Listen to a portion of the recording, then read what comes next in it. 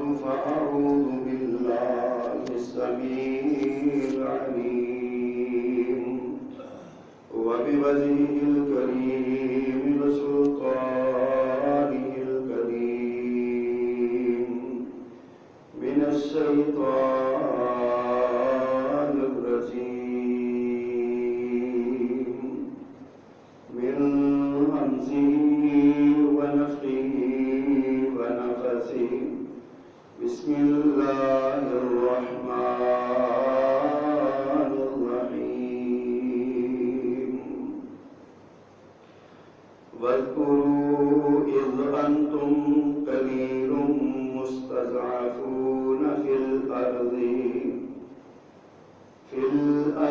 تخافون أن يتخطفكم الناس فآواكم وأيدكم بنصره ورزقكم من الطيبات لعلكم تشكرون يا أيها الذين آمنوا لا تخونوا الله والرسول وتخونوا أماناتكم وأنتم تعلمون صدق اللہ العظیم.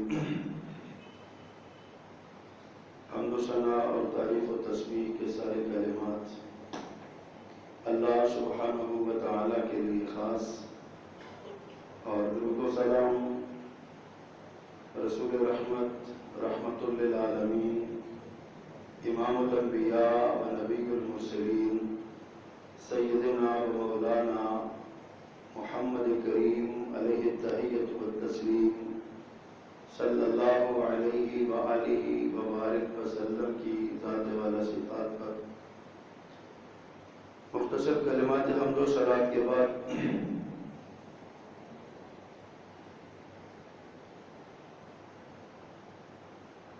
انسان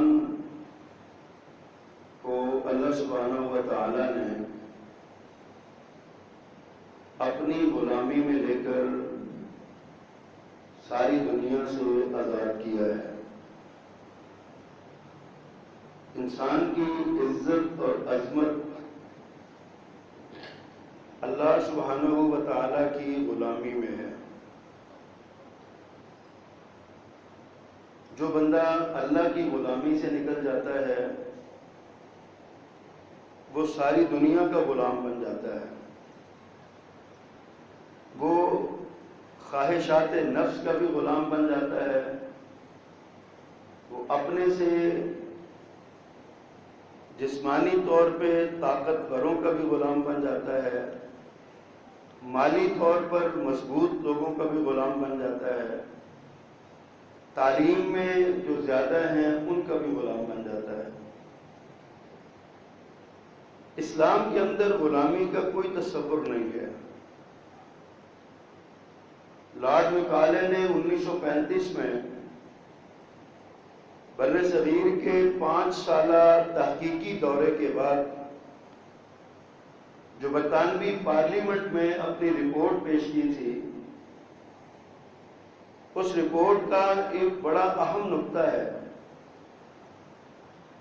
اس نے لکھا تھا کہ میں نے بر صغیر کے تمام مذاہب کا مطالعہ کیا، تمام مذاہب کی جو مقدس کتابیں ہیں ان کا مطالعہ کیا، تمام مذاہب کے رسوم و رواج کا مطالعہ کیا، ان کی ثقافت کا مطالعہ کیا. دنیا کے ہر مذہب اور اس کی مذہبی کتاب میں ایک چیپٹر ایسا ہے جس میں یہ لکھا ہوا ہے کہ اگر کبھی تمہیں غلامی کی زندگی گزارنی پڑے تو تم کیسے گزارو. لیکن اس نے کہا کہ میں نے مسلمانوں کی مذہبی کتاب کا مطالعہ کیا، مسلمانوں کے رسوم و رواج کا مطالعہ کیا، مسلمانوں کے کلچر ثقافت کا مطالعہ کیا، مسلمانوں کی تہذیب و تمدن کا مطالعہ کیا. مجھے کسی بھی جگہ پر غلامی نام کا لفظ ہی نہیں ملا. مطلب یہ ہے کہ مسلمان غلام نہیں ہوتا. اور اگر کوئی اس کو غلام بنانے کی کوشش کرے گا تو وقتی طور پہ شاید وہ کچھ کامیاب ہو جائے، لیکن انجام کار اسے ان کو چھوڑنا ہی پڑے گا۔ تو ہم دیکھتے ہیں کہ تمام انبیاء ان کی تعلیم کیا تھی؟ آزادی کی تعلیم تھی۔ سیدنا موسیٰ علیہ السلام جب فرعون کے پاس گئے اور اسے جا کے انہوں نے یہی کہا کہ میں تمہارے پاس اللہ کا رسول آیا ہوں، مجھے میری قوم جو ہے بنی اسرائیل کی آزادی چاہیے، میں ان کو آزاد کروا کے لے جانا چاہتا ہوں۔ دیگر انبیاء کی تعلیمات پہ بھی اگر غور کریں تو ہمیں یہی کچھ ملتا ہے کہ وہ لوگ ایک واضح طور پہ ایک ایجنڈا رکھتے تھے کہ لوگوں کو لوگوں کی غلامی سے نکال کر اللہ کی غلامی میں دینا۔ یہ ایک ان کا ون لائنر ایجنڈا تھا جس کے لیے تمام تر انہوں نے جد و جہد کی، تمام تر کوشش کی، تمام تر کاوش کی، حتیٰ کہ جناب رسول کریم صلی اللہ علیہ وسلم تشریف لائے تو آپ نے بھی آ کے اپنے ماحول اور اپنے معاشرے میں یہی دیکھا کہ لوگوں نے لوگوں کو اپنا غلام بنایا ہوا ہے، طاقتور نے کمزور کو غلام بنایا ہوا ہے، چودھری نے اپنے کمی اور مزارے کو اپنا غلام سمجھا ہوا ہے، اور کمزوروں کا پورے ماحول اور پورے معاشرے میں کوئی حق نظر نہیں آتا کہ کمزور آدمی کو کوئی حق دیا جائے۔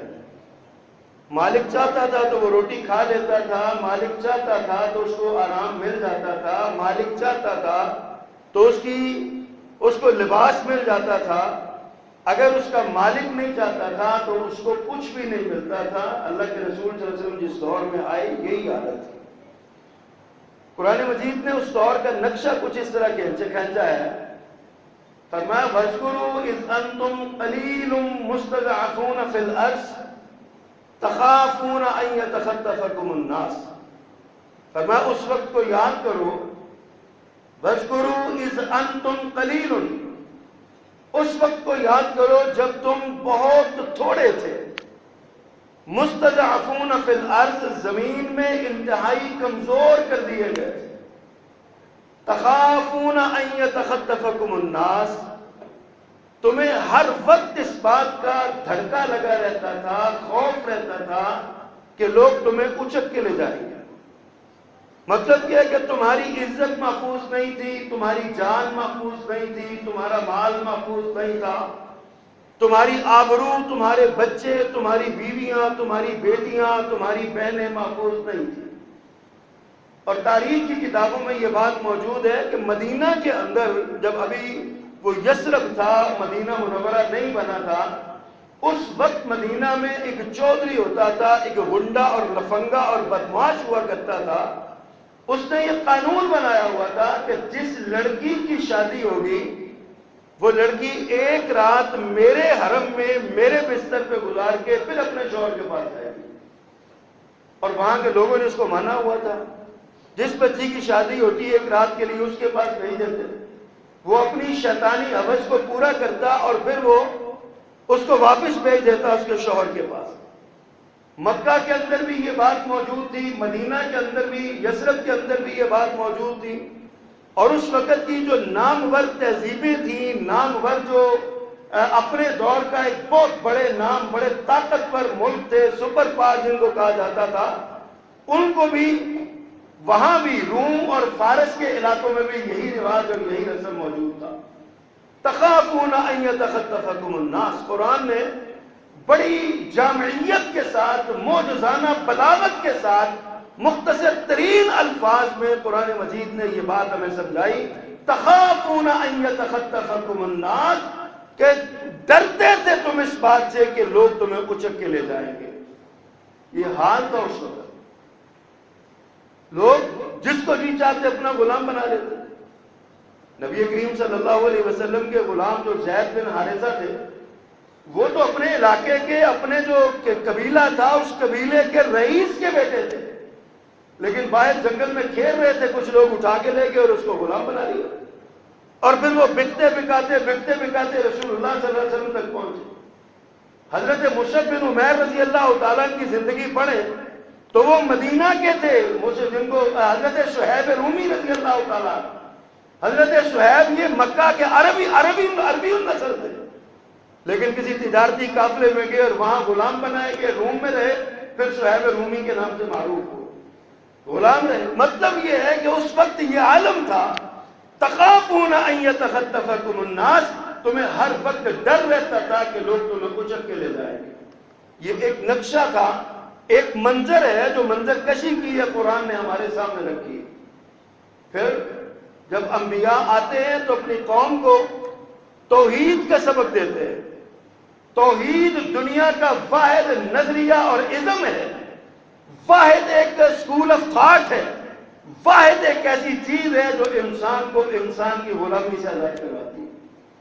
دنیا کی جس قوم نے توحید سے منہ موڑا ہے وہ دوسروں کی غلام بن کے رہی ہے، اور جن لوگوں نے توحید کو اپنا لیا وہ غلام ہو کے بھی کسی کے غلام نہیں ہوتے تھے۔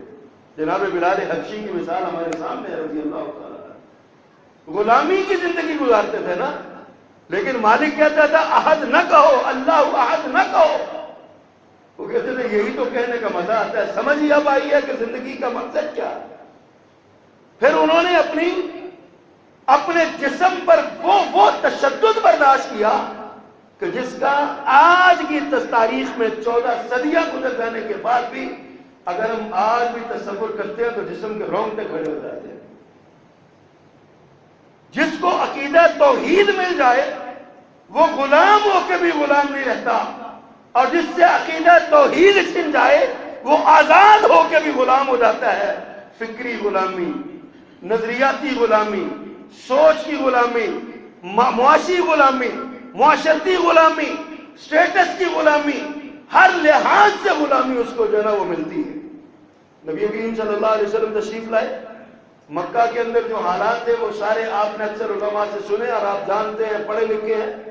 آگے بڑھتے ہیں ہم، جو مقصد کی بات ہے آج کرنا چاہتا ہوں اس کی طرف آتے ہیں۔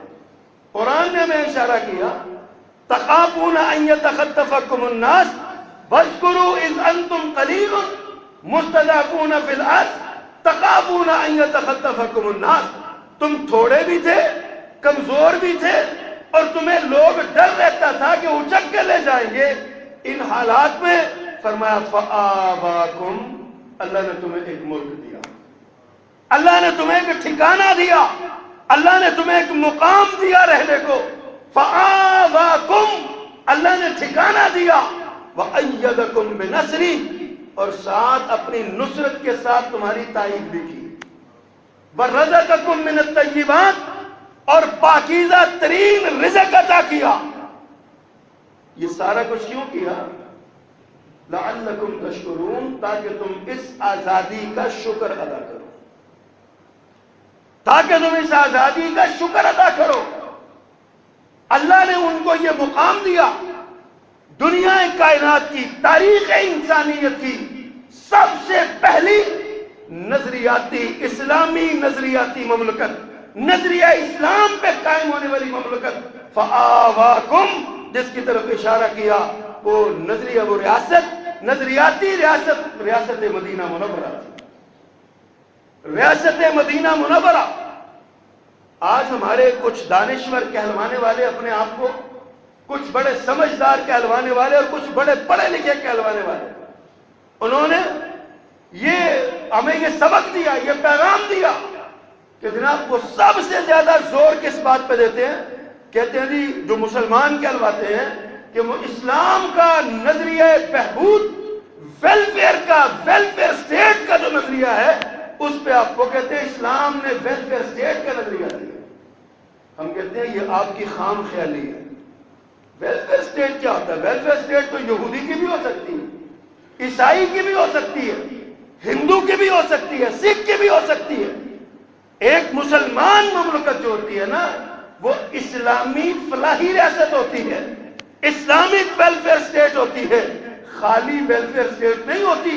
ویلفیئر اسٹیٹ تو کوئی بھی ہو سکتی ہے، اور پھر انسان، اسلام کا مقصد انسان کی جسمانی بہبود یا معاشرتی بہبود نہیں ہے۔ اسلام کا جو کی پوائنٹ ہے نا اسلام کی تعلیم کا، وہ اس کی روحانی بہبود ہے، اور اس کے ضمن میں انسان کی جسمانی بہبود آتی ہے، معاشرتی بہبود آتی ہے۔ ہم اس پر غور ہی نہیں کرتے۔ ہمیں جو کچھ ملتا ہے ہم اس کا آموختہ دہرانے لگتے ہیں۔ جو یورپ کے مستشرقین سے ہمیں ملتا ہے ہم انہی کی جگالی کرنے لگ جاتے ہیں، انہی نظریات کی جگالی کرنے لگ جاتے ہیں۔ اللہ کے رسول صلی اللہ علیہ وسلم مدینہ منورہ میں تشریف لائے، آپ نے جو سب سے پہلا خطبہ دیا اس پر ذرا غور فرمائیں کیا تھا؟ فرمایا ایھا الناس افشوا السلام واطعموا الطعام وصلوا الارحام وصلوا باللیل والناس نیام تدخلون الجنۃ بسلام۔ کیا ہے اس کے اندر؟ ایھا الناس افشوا السلام، لوگوں سلام کو عام کرو۔ کیا مطلب ہے؟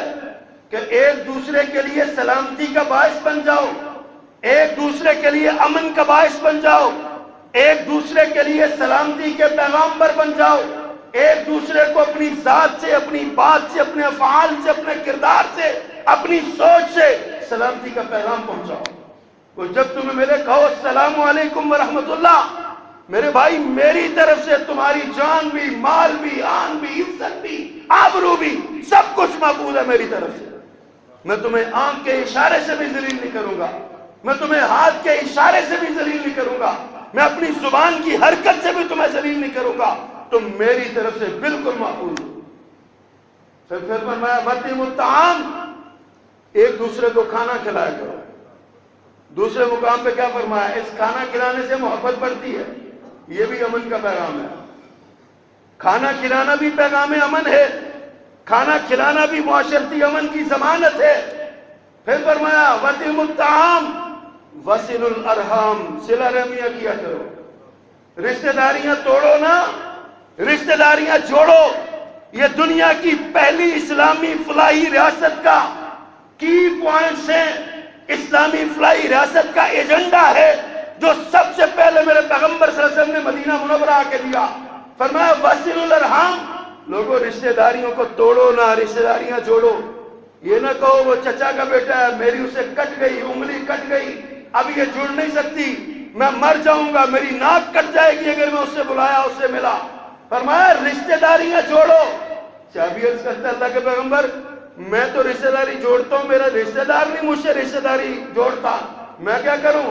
فرمایا صلہ رحمی اسی کا نام ہے، وہ توڑے تو تم پھر جوڑ کے دکھاؤ۔ آج ہمارے یہاں معاشرے میں رواج کیا ہے؟ اگر کوئی نہیں جوڑتا کہتے خزمانہ سرکا، جب تیری کہتے سریا میری جو دو سریے ہیں، اگر تم نہیں ملو گے تو میں بھی نہیں ملوں گا۔ ہم ایک دوسرے کے چکر میں رہتے ہیں، وہ ملے تو میں ملوں، وہ آئے تو میں آؤں، وہ جائے تو میں جاؤں، وہ کہے تو میں کہوں، وہ بولے تو میں بولوں، وہ میری خواہش پوری کرے تو میں اس کی خواہش پوری کروں۔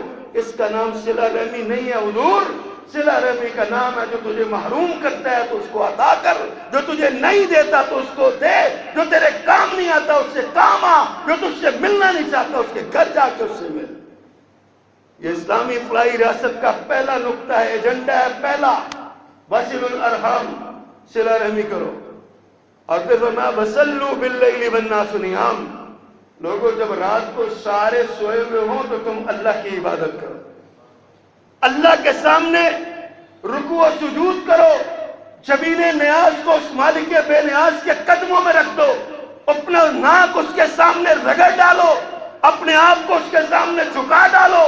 واللیل والناس نیام، رات کو نماز پڑھا کرو جب لوگ سوئے ہوئے ہوں۔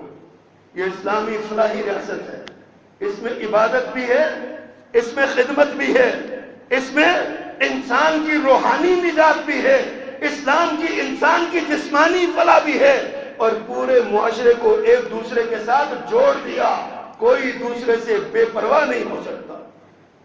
اسلامی فلاحی ریاست، آزاد ریاست مدینہ منورہ کی۔ فآواکم وأیدکم بنصری ورزقکم من الطیبات، فرمایا تمہیں ٹھکانہ دیا اور تمہاری مدد کی، تمہاری تائید کی، نصرت اتاری، کبھی بدر کے میدان میں، کبھی احد کے میدان میں، کبھی خندق میں، کبھی کسی مقام پہ، کبھی کسی مقام پہ۔ ایک دن مدینہ کی گلیوں میں شور اٹھا، ایسا لگا جیسے دشمن نے حملہ کر دیا ہے۔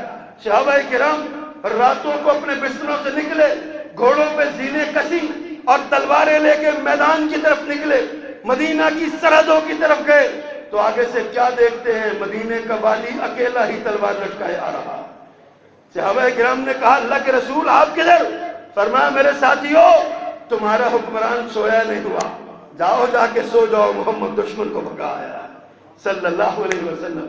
یہ تھی اسلامی ریاست، یہ تھی آزاد ریاست، یہ تھی فلاحی ریاست، یہ تھی مدینے کی ریاست، اس کو مدینے کی ریاست کہتے ہیں۔ حضرات یہ آزاد ریاست تھی۔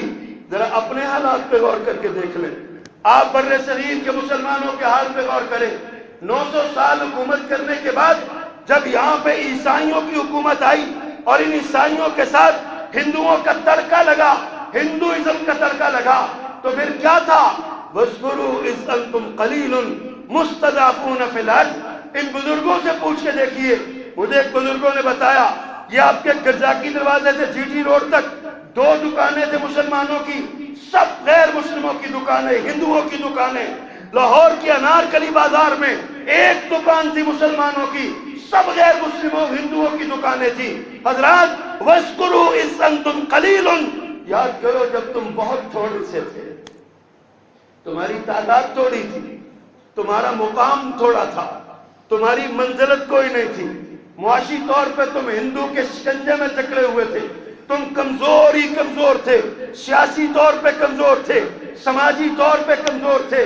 ہندوؤں کی جو وزارتیں بنی تھی ان کی طرف دیکھیے، 1945 کا وزارتی کمیشن، اس پہ غور کر کے دیکھیں۔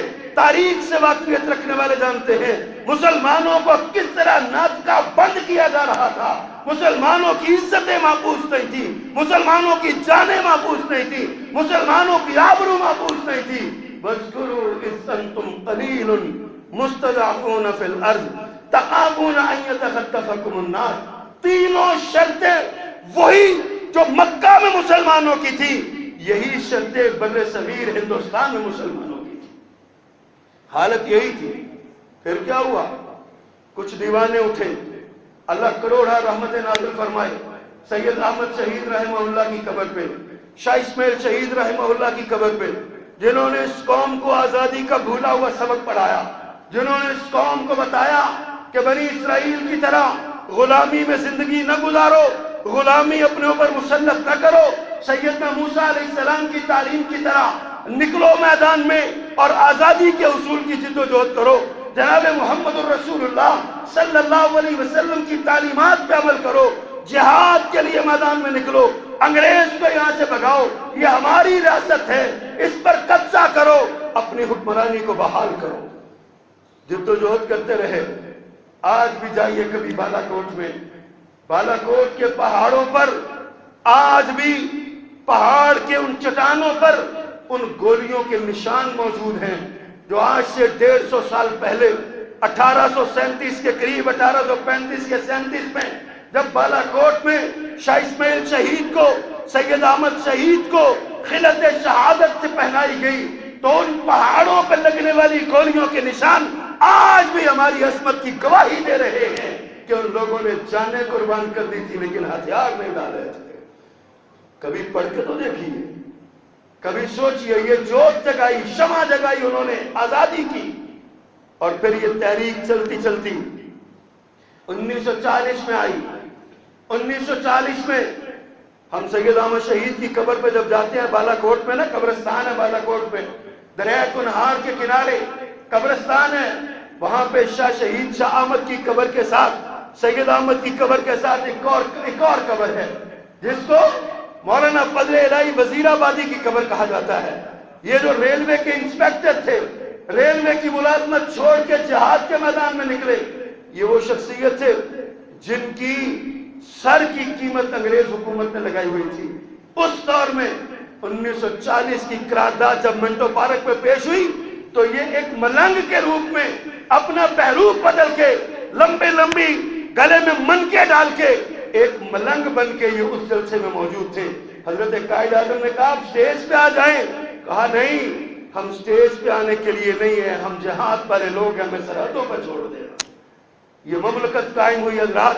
1940 میں قرارداد پیش ہوئی، 1947 میں یہ مملکت منظور ہوئی، 14 अगस्त 1947 इसका यौम आज़ादी करार पाया।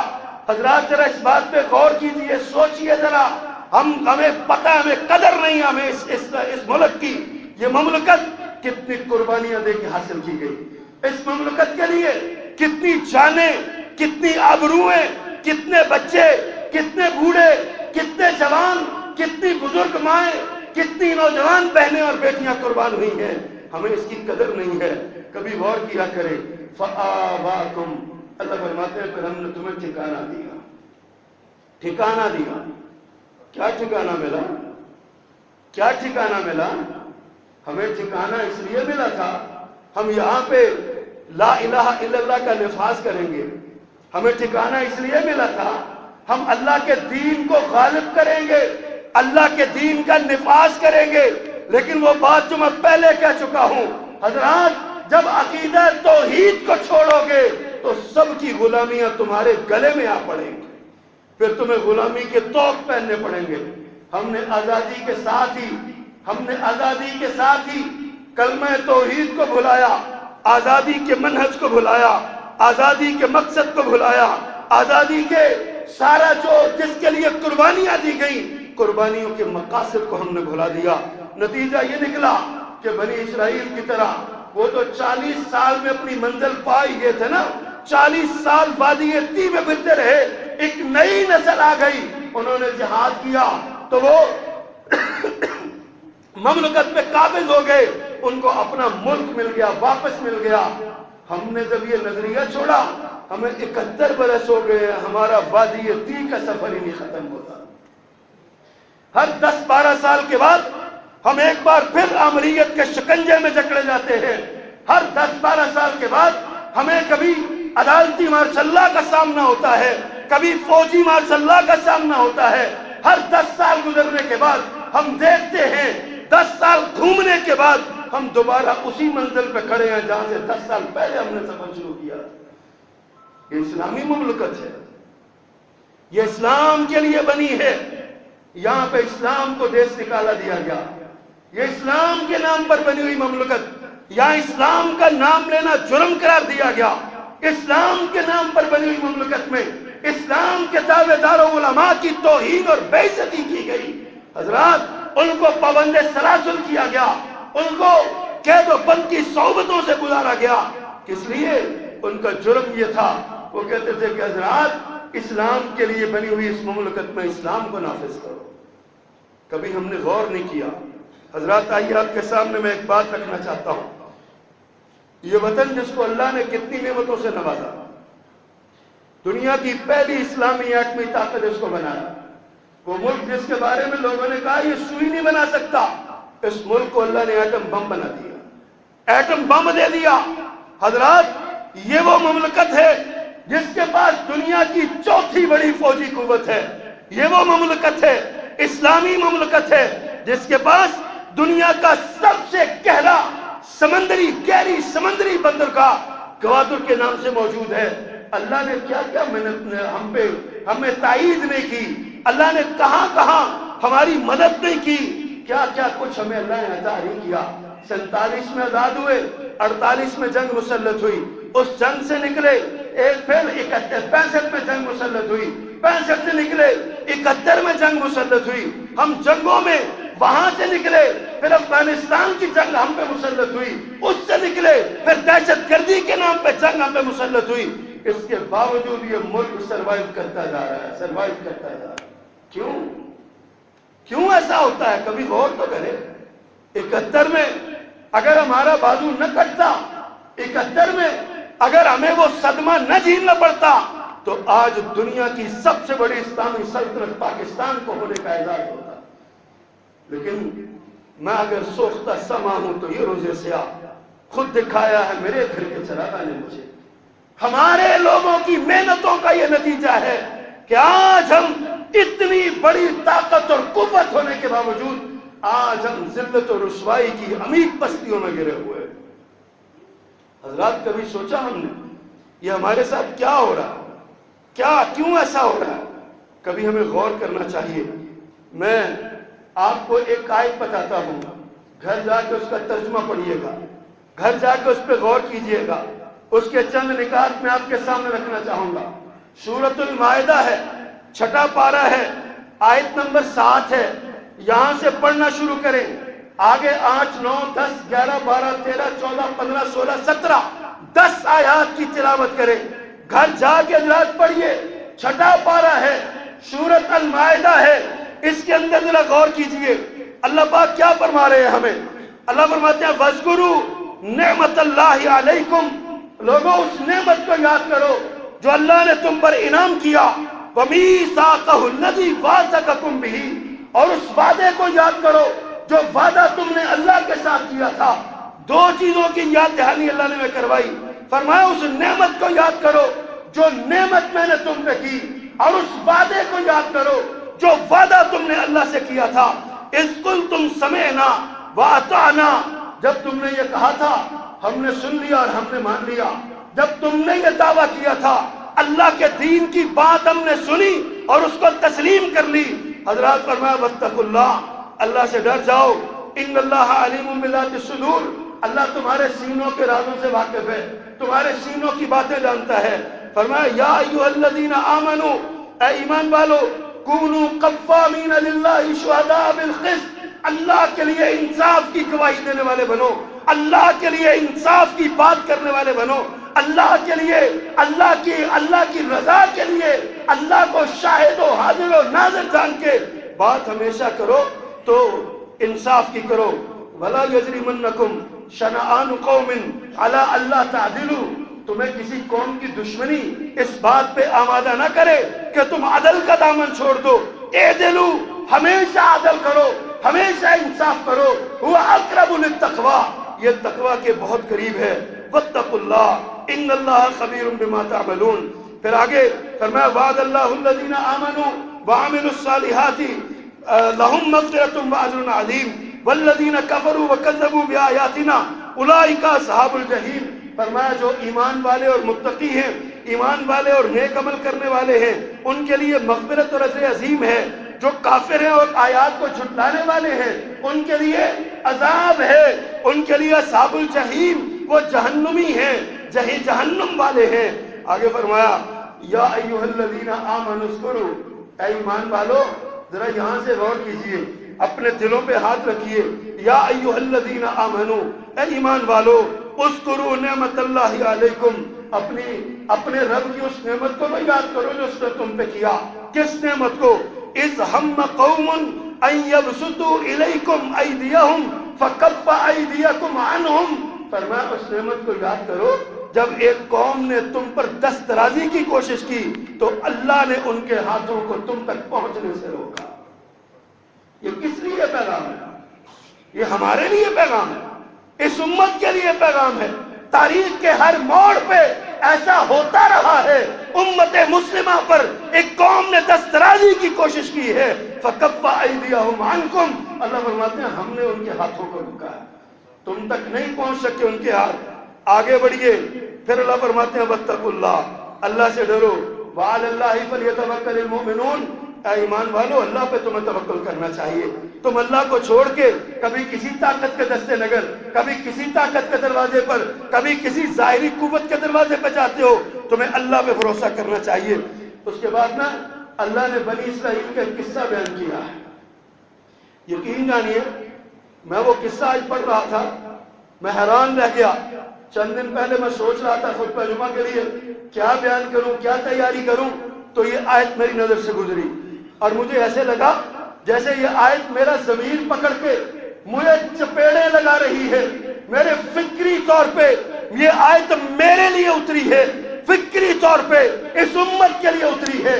اللہ نے فرمایا وَلَقَدْ أَخَذَ اللَّهُ مِيثَاقَ بَنِي إِسْرَائِيلَ وَبَعَثْنَا مِنْهُمُ اثْنَيْ عَشَرَ نَقِيبًا، فرمایا بے شک اللہ نے بنی اسرائیل سے ایک وعدہ لیا اور ان میں 12 نگران مقرر کیے، 12 نگہبان مقرر کیے۔ وقال اللہ انی معکم، اور اللہ نے ان سے کہا میں تمہارے ساتھ ہوں۔ وقال اللہ انی معکم، اللہ نے ان سے کہا میں تمہارے ساتھ ہوں، میں تمہارے۔ حضرات سوچئے ذرا اللہ کی معیت کن کو ملتی ہے۔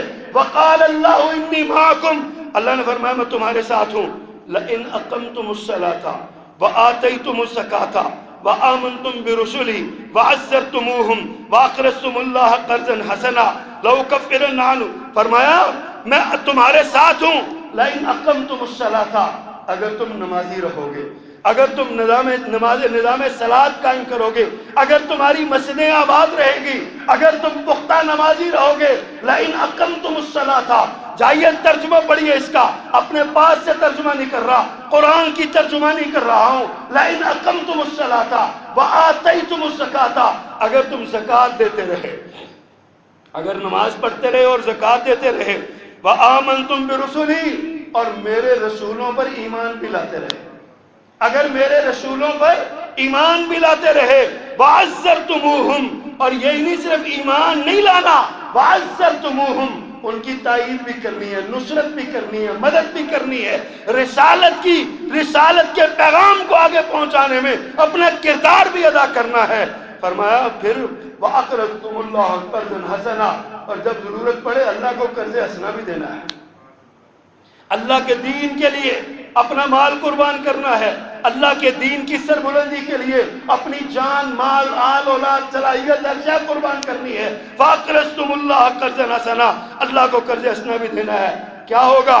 لَأُكَفِّرَنَّ عَنْكُمْ سَيِّئَاتِكُمْ وَلَأُدْخِلَنَّكُمْ، فرمایا تمہیں تمہارے گناہ مٹھا دوں گا اور تمہیں جنتوں میں داخل کروں گا، تجری من تحتہا الانہار، جو جن کے نیچے سے نہریں چلتی ہیں۔ آگے کیا بات ارشاد فرمائی؟ فرمایا فمن کفر بعد ذالک فقد ضل، فمن کفر بعد ذالک منکم فقد ضل سواء السبیل، فرمایا جس نے تم میں سے انکار کیا نا اس کا، فرمایا وہ دور کی گمراہی میں جا پڑے گا۔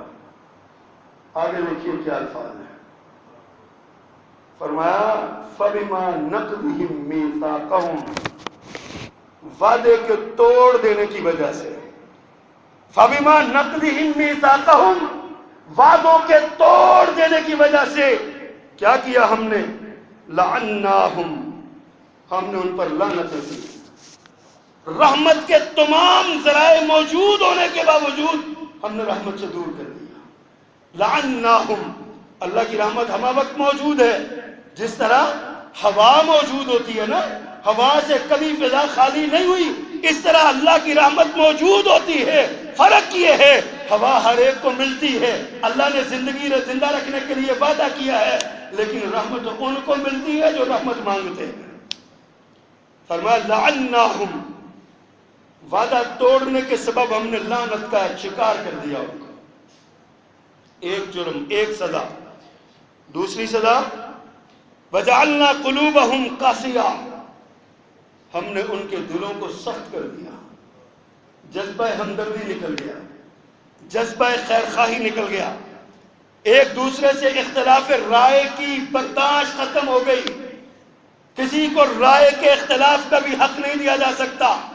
آج کل کے جو بڑے پڑھے لکھے اپنے سمجھتے ہیں نا، اپنے آپ کو بڑا سمجھتے ہیں کہ جناب ہم پہلے بھی دیکھتے تھے، جو اسکول اور کالج کی 4 جماعتیں پڑھ جاتا یا کسی مجلس میں بیٹھنے کا اس کو طریقہ آ جاتا، وہ باقی پھر اپنے ایسے سب کو حقیر سمجھتا تھا، اور میں زیادہ جانتا ہوں، مجھے زیادہ پتا ہے۔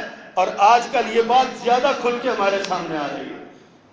کبھی آپ سنیے حسن نثار صاحب کو، آپ کو پتا چلے گا، وہ سمجھتے ہیں پورے پاکستان ہی نہیں، پوری کائنات میں مجھ سے زیادہ عقل مند ہی کوئی نہیں ہے، میں سب سے زیادہ عقل مند ہوں، میں سب سے زیادہ پڑھا لکھا ہوں۔ اور عقل کا عالم یہ ہے، اللہ کی گستاخی کرتے ہوئے اپنی زبان سے یہ جملہ نکالتا ہے کہ اللہ نے جو کہا ہے نا، اگر تم کسی کی غیبت کرو تو بھائی کا مردہ بھائی کا گوشت کھانا ہے، اس کے جواب میں کہتا ہے غیبت میں آپ کی کرتا ہوں، اللہ کو کیا تکلیف ہے؟ نعوذ باللہ من ذالک، عیاذ باللہ۔ یہ اپنے آپ کو بڑا دانشور سمجھتا ہے۔ حضرات اللہ فرماتے ہیں دوسری سزا یہ ہے اللہ سے کیے ہوئے وعدے کو توڑنے کی، وجعلنا قلوبہم قاسیہ، ہم نے ان کے دلوں کو پتھر کا کر دیا، سخت کر دیا ان کے دلوں کو۔ آج ہمارا معاشرہ اسی کا شکار ہے، آج ہم سب اسی، ہمارے دل پتھر کا شکار نہیں بنے ہوئے۔ اللہ اکبر، ہم باہمی تنازعات میں پڑے ہوئے ہیں۔ پھر اللہ نے فرمایا تیسرے مقام پہ یحرفون الکلم عن مواضعہ، فرمایا یہ لوگ مختلف جگہوں سے، مختلف مقام سے اللہ کے کلام کو بدل ڈالتے ہیں۔ اللہ کے کلام کو. اس کی مثال دیکھنی ہے تو جاوید رامدی صاحب کو دیکھ لیں. ہمارے ٹی وی پہ ہمارے سب سے بڑے مذہبی رہنما اپنے آپ کو پیٹ کرتے ہیں. ان کا خیال ہے کہ میں سب سے بڑا دانشور ہوں. مذہبی طور پہ یہ سمجھایا جا رہا ہے سب سے بڑا عقل مند مذہبی طور پہ دین کو میں سمجھتا ہوں. اور حالت ان کی یہ ہے کہ دین کے الف اور بے بھی ان کو نہیں آتی. چند اردو کی کتابیں پڑھ کے ہمارے سر پہ مسلط ہونے والے. نہ عربی گرامر کو جانتے، نہ عربی ادب کو جانتے، نہ عربی زبان کو جانتے، نہ عربی کے اصول و قواعد کو جانتے. دین سارا عربی میں نازل ہوا، قرآن عربی زبان میں نازل ہوا. قرآن کو جانتے نہیں، اردو کی کتابیں پڑھ کے کہتے ہیں ہم سب سے بڑے دانشور ہیں. انہی لوگوں کی تربیت کا نتیجہ پچھلے دنوں چند سال پہلے ہمارے ملک میں ایک قرآن شائع کیا گیا جس میں صرف ترجمہ تھا، عربی الفاظ نہیں تھے، صرف ترجمہ قرآن کا. کہا گیا ہم یہ چاہتے ہیں جو لوگ اپنے ساتھ سفر میں رہتے ہیں وہ یہ پڑھ کے بس ترجمہ پڑھ لیا کرے، کام کر رہا ہے. ایسے لوگوں کی یہ محنت کا نتیجہ تھا. حضرات اللہ فرماتے ہیں یہ معنوی اور لفظی تعریف کرتے ہیں، تعویلات باطلہ کرتے ہیں. اور وَنَسُوا حَظًّا مِّمَّا ذُكِّرُوا بِهِ، اس کا مفہومی ترجمہ یہ ہے کہ ان پر کوئی نصیحت کارگر نہیں ہوتی. جتنا جی چاہتا ہے سمجھا لیں، جتنا جی چاہتا ہے پڑھا لیں، جتنا جی چاہتا ہے سبق دے لیں، جتنا جی چاہتا ہے پیغام دے لیں، کوئی نصیحت ان پہ کارگر نہیں ہوتی. حضرات ذرا سوچئے اس بات پہ، یہ آیات کیا کہتی ہیں؟ لَعَنَّاهُمْ وَجَعَلْنَا قُلُوبَهُمْ قَاسِيَةً، ہم نے وعدہ توڑنے کی وجہ سے رحمت کے سارے ذرائع موجود ہیں لیکن رحمت سے ہم دور ہیں. ہمارے پاس سارا کچھ ہے، گوادر ہے، کراکرم شاہراہ کراکرم ہے، ہمارے پاس پہاڑ ہیں، ندی نالے ہیں. میں تو کہا کرتا ہوں کبھی سورت رحمان کی تلاوت شروع کر دیں، سورت رحمان پڑھتے جائیں، پاکستان پہ نظر ڈالتے جائیں، پاکستان سورت الرحمان کی عملی تفسیر موجود نظر آئے گا. ساری نعمتیں جن کا ذکر سورت الرحمان میں ہے وہ ساری اللہ نے پاکستان کو دی. چاروں قسم کا موسم دیا، دنیا کا سب سے بڑا نہری نظام دیا، دنیا کی بڑی پہاڑی چوٹی کیٹو دی، دنیا کے بہترین سے گلیشیئر سیاچن جیسے گلیشیئر ہم کو دیے، دنیا کی سرسبز و شاداب زمین ہمیں دی، فصل اتنی زبردست ہونے والی فصل ہمیں دی. کیا نہیں دیا اللہ نے ہم کو؟ فَبِأَيِّ آلَاءِ رَبِّكُمَا تُكَذِّبَانِ، کس کس نعمت کو جھٹلاؤ گے؟ لیکن جو وعدہ اللہ سے کیا تھا ہم نے وہ وعدہ پورا دیا. اس وعدے کا نتیجہ ہے آج 71 برس گزر جانے کے بعد بھی ہم آزاد ہونے کے باوجود ہم آزاد نہیں ہیں. ہماری معیشت آزاد نہیں ہے، ہماری معاشرت آزاد نہیں ہے. نوجوانوں کبھی سوچا کرو، یوم آزادی کے دن موٹر سائیکلوں کے سلنسر نکال کے سڑکوں پہ جشن منانے والوں سوچو. کبھی اپنے بزرگوں سے پوچھا کرو کیا ان کی بیٹیوں نے اپنی جانیں اس لیے قربان کی تھی کہ ہمارے نوجوان بھائی سلنسر نکال کے موٹر سائیکل پہ جشن منائیں؟ کیا اس لیے یہ قربانیاں دی تھی ہم نے؟ کیا اس لیے تقدیر نے چنوائے تھے جن کے پنجائے نشے من تو کوئی آگ لگا دے؟ فکری اور نظریاتی طور پہ آج ہم غلام ہیں. ہم نے ہندوؤں کی غلامی سے آزادی حاصل کی. ہندوؤں کی رسمیں آج بھی ہمارے اندر ہیں. کسی بھی مسلمان گھرانے کی شادی کی تقریبات دیکھ لیں، کسی بھی مسلمان گھرانے کی شادی کی تقریبات دیکھ لیں، ہندوؤں کی تہذیب، ہندوؤں کا کلچر، ہندوؤں کی ثقافت آج بھی ہمارے درمیان موجود ہے. ہم نے آزادی کیسے حاصل کی؟ کس سے آزادی حاصل کی؟ اقبال نے کہا تھا وضع میں تم ہو نصارا تو تمدن میں حنود، یہ مسلمان ہیں جنہیں دیکھ کے شرمائے یہود. ہمارا تو یہ حال ہے.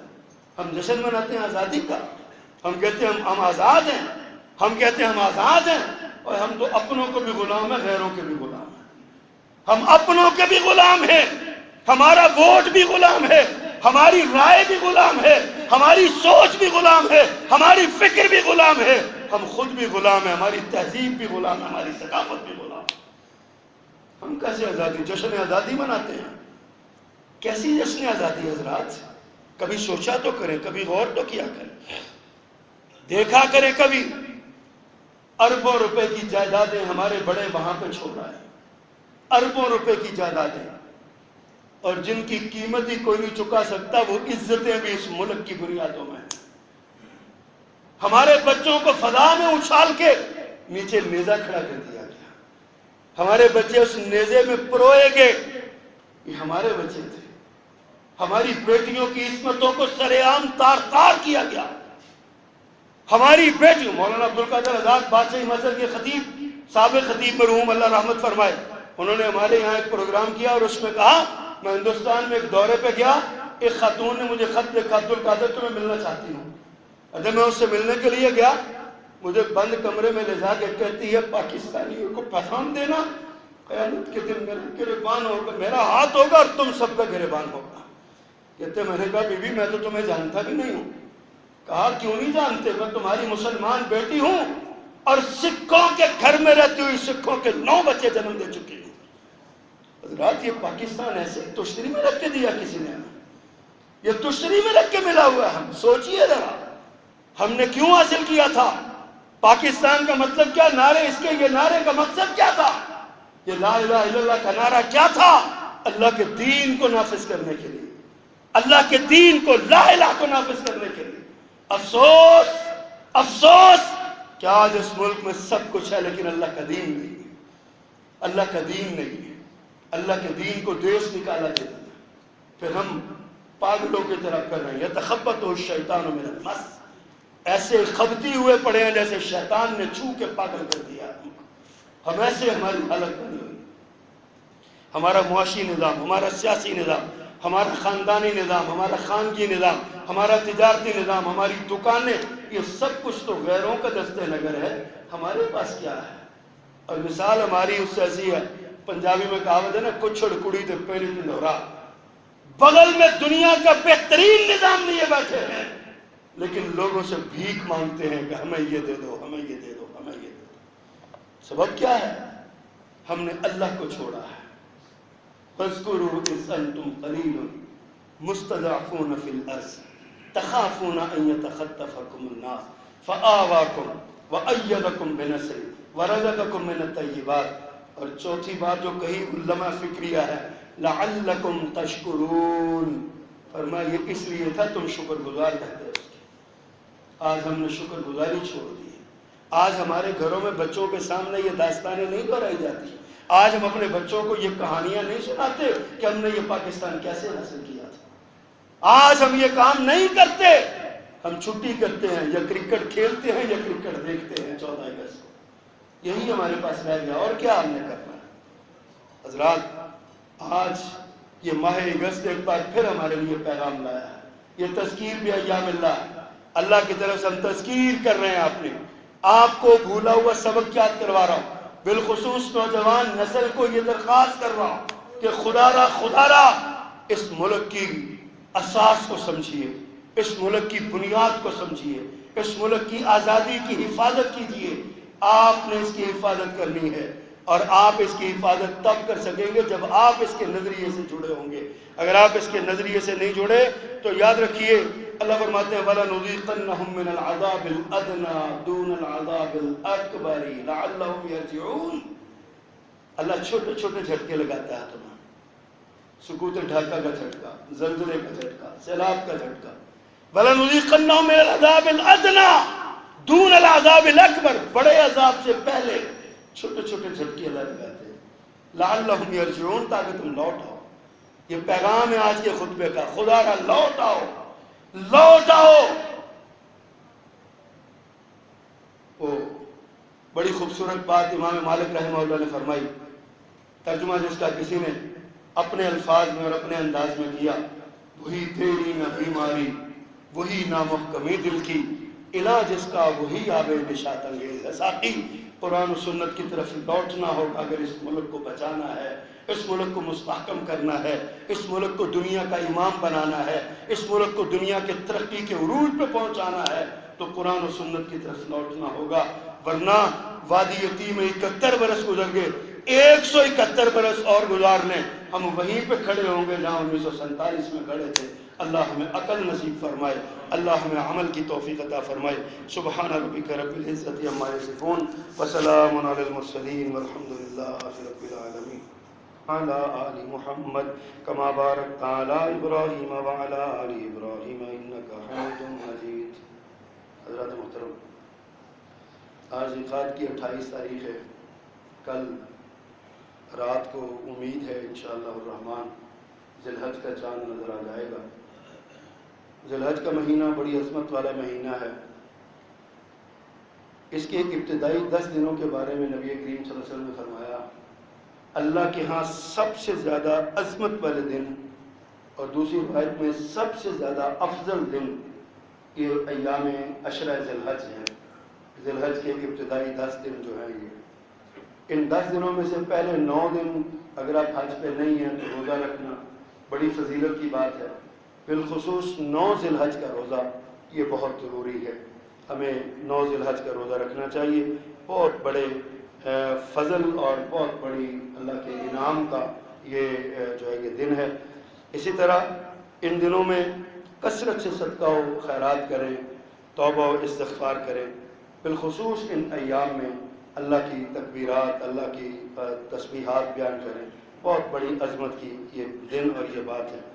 اسی طرح وہ دوست جو قربانی کا ارادہ رکھتے ہیں، اللہ سب کو توفیق عطا فرمائے۔ جو قربانی کا ارادہ رکھتے ہیں ان کے لیے بالخصوص یہ پیغام ہے کہ وہ کل مغرب سے پہلے پہلے اپنے بال، ناخن، جو کچھ بھی آپ نے وہ صفائی ستھرائی کرنی ہے وہ کر لیں۔